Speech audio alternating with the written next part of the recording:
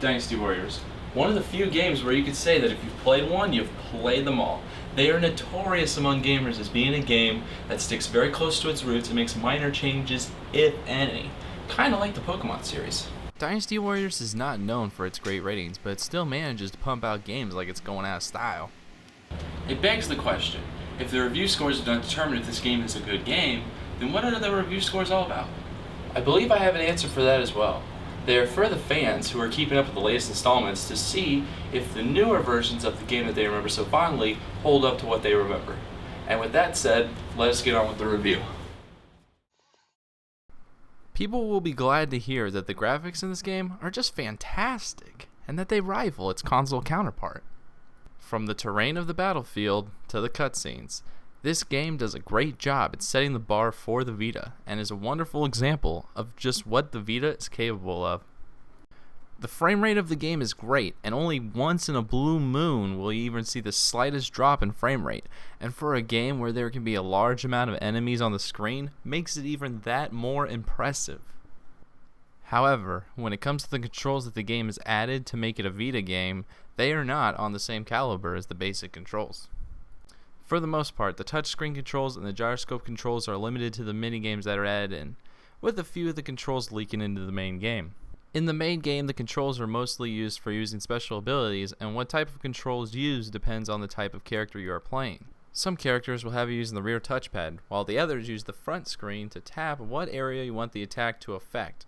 I find that it is a very effective way to better aim where you want your attack to go, as well as adding some interaction to the game, instead of just watching a cutscene, which you do for your regular attacks. You also use the touch controls to command your officers around the battlefield. Although basic, it does get the job done. When it comes to the minigames, however, it feels more of a tacked-on experience rather than a great addition to the game. The minigames that involve stopping soldiers or riding on horseback are fine, and do not deter away from the fun you will have, but when it comes to the duels, this is where the game begins to hinder the experience. The one major problem I have with it, though, is that the duels are required in order for you to progress, which wouldn't be a bad thing if they were as fun as the rest of the game. Not only that, but as you progress in the game, I found that they can actually become frustratingly challenging, and I had to knock the difficulty down a peg, which made the rest of the game a cakewalk. They have not found that perfect balance of difficulty which hinders the gaming experience. It goes without saying that yes, the game is repetitive, it's mindless, and it lacks a great story, but like I've said before, it still manages to be a fun game. When it comes to the sound, the effects of each attack as well as the special moves are great. Although these are great, Dynasty Warriors is known for having cheesy dialogue and bad voice acting, and this game does not stray far from that. Wow, would you look at that?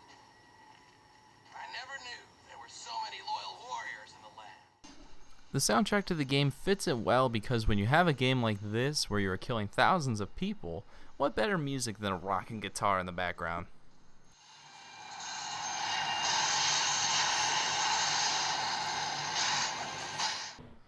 As awesome as some of that is, there comes a time when all good things end and get stale, and that happens to this game as well. Because of its repetitive nature, it is only a matter of time before the fun factor is taking a beating.